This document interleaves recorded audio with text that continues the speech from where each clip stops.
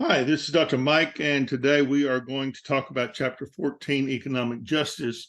We talked about discrimination in the last section, and I hope this one will be equally as informative to you. Remember the fact that we're not trying to lecture the textbook. You can read that, you're reading that, you have the slides.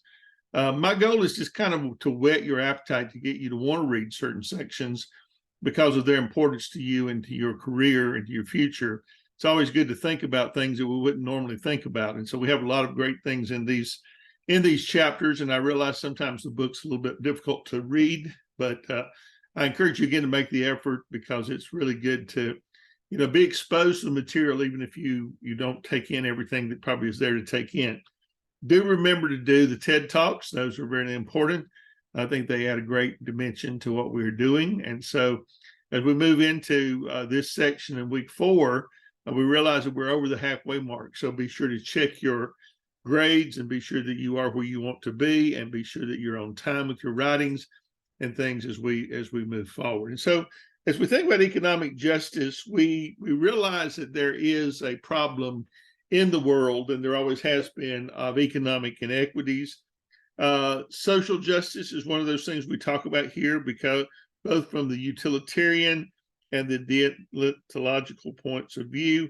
And then we want to talk about things like charity and the difference between capitalism and socialism, because it has a great deal to do with what we consider in our own, in our own worlds as far as our understanding of economics and the things that are applied there.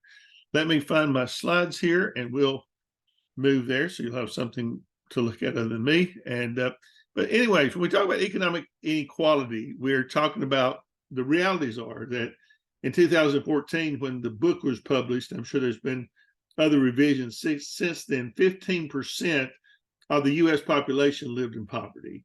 I think that's probably gone up in the years since because we've had all kinds of different reasons for it to go up. 20 of the wealthiest people in the country own more than the bottom whole half of the U.S. population. Just think about that. And social immobility is very difficult. It is hard to change.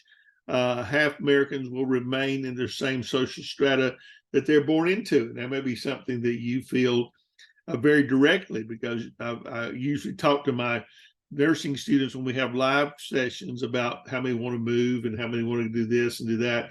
And a lot of them want to move to have a better life, to move out of the inner city, to move out of the city, to move to a better place. And so, but it's very difficult. It's very expensive. It's very difficult to uproot from your family and your roots and where you've always been to move to a new place. But non-whites and women will earn less and have significantly less wealth than white males have. And that's always just something that we think about. In the 1976, the Congress passed the Equal Rights Amendment for women, which would probably have equalized the pay scale and everything else. It went out to the states to be ratified, and of course had to be 2/3 in order to be an amendment. And one Christian woman, Phyllis Schlafly, took it on herself to stop it, and stop it she did. She went state to state. Even the states that had voted for it reneged their vote, went the other way. And she did that using fear tactics of women being drafted in the military if equal rights came in, all this. Equal rights fell in the dust in the 70s, was never revived until about a month ago in the U.S. Congress, where it was shot down again. And it's probably down for the count. I doubt that it will ever be back again.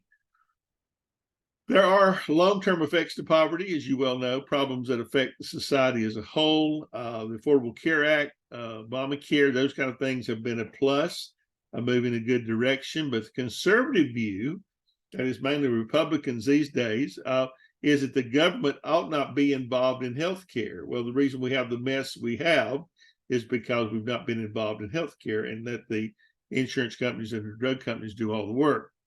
But they'll argue that the Constitution does not guarantee a right to healthcare as a part of your citizenship. So let's talk about social justice for a minute. This is a term you hear a great deal about, but it is a concern for the impact that social arrangements have on people. You're going to read in the text some different views by different philosophers. From Mill, he'll talk about economic justice.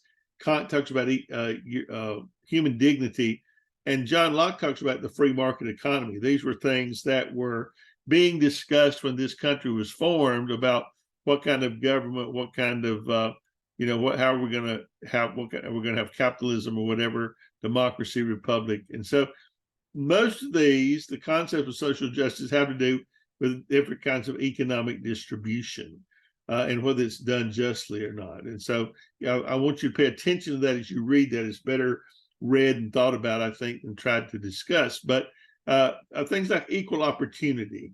Does everybody have the same opportunities to get the same job? And of course, there's going to be educational differences. There's going to be cultural differences, all kinds of things. And so what we try to do as a government is give our people as many of the qualities as we can to make them hireable and usable in most educational places or workplaces. There are several political and economic theories I want you to notice in this chapter. One is libertarianism. You'll see that mentioned many times in our press. We usually have a libertarian running for the presidency. It's about a view of the government and the importance of liberty, that the government should not interfere and that we should have limited government. Then capitalism, the one that we most generally live under, is a system in which individuals and corporations, not government and community, but individuals and corporations own capital. And it's a free enterprise system that you could work and do as much as you want to do for your own livelihood.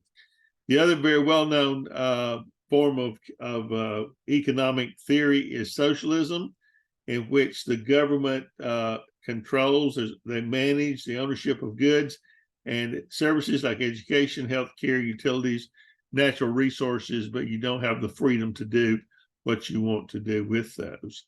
Modern liberalism is one that promotes an economic system that is efficient as well as just. It encourages capitalism to have incentives, and inequalities of wealth need to be corrected, and then concerned about the least advantaged members of society.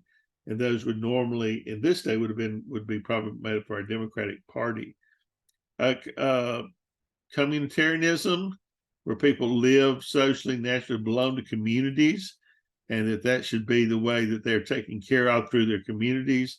They're social people. And so they belong to these groups of people, churches, organizations, and that the best way to get across the care for them would be to do it through those different things. So then you're going to read about different philosophers for the rest of the chapter. And I want you to pay attention to those, read them if you can, let it soak in, think about what they are saying. But economic justice is something that probably you feel very strongly about.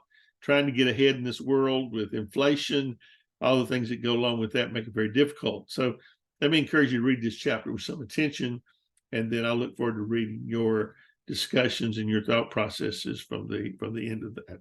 Okay, we'll see you tomorrow. Thank you.